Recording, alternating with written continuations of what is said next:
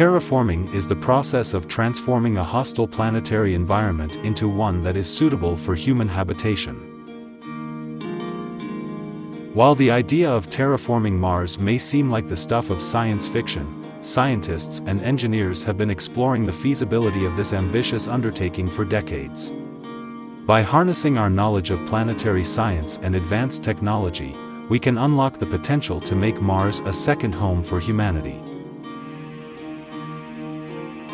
The Martian environment. Before we can begin terraforming Mars, we must first understand the challenges posed by its harsh environment. Mars is a cold, dry planet with a thin atmosphere composed primarily of carbon dioxide. Its surface is bombarded by intense radiation from the sun, and its soil is toxic to most forms of life. To make Mars habitable, we must address these challenges and create conditions conducive to human survival. Warming the planet. One of the first steps in terraforming Mars is warming the planet to raise its average temperature and melt its frozen carbon dioxide and water ice.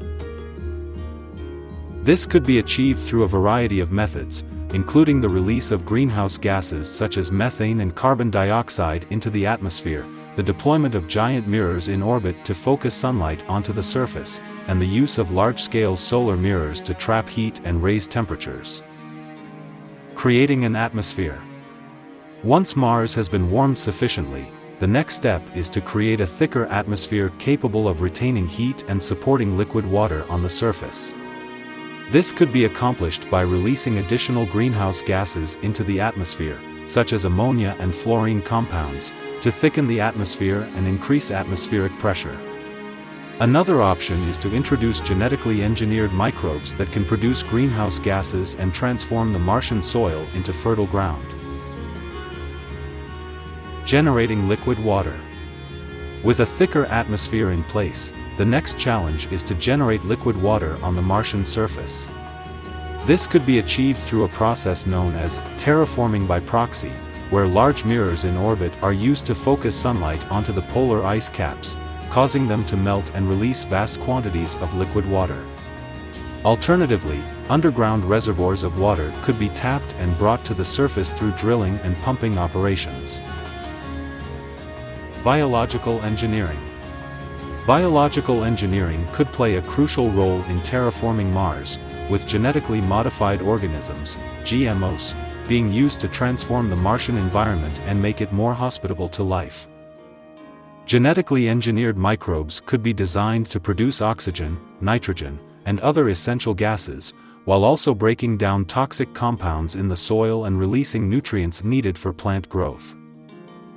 These terraforming microbes could be deployed on a large scale to kickstart the transformation of Mars. Building habitats and infrastructure. As Mars becomes more hospitable to life, the next step is to establish permanent habitats and infrastructure to support human colonization.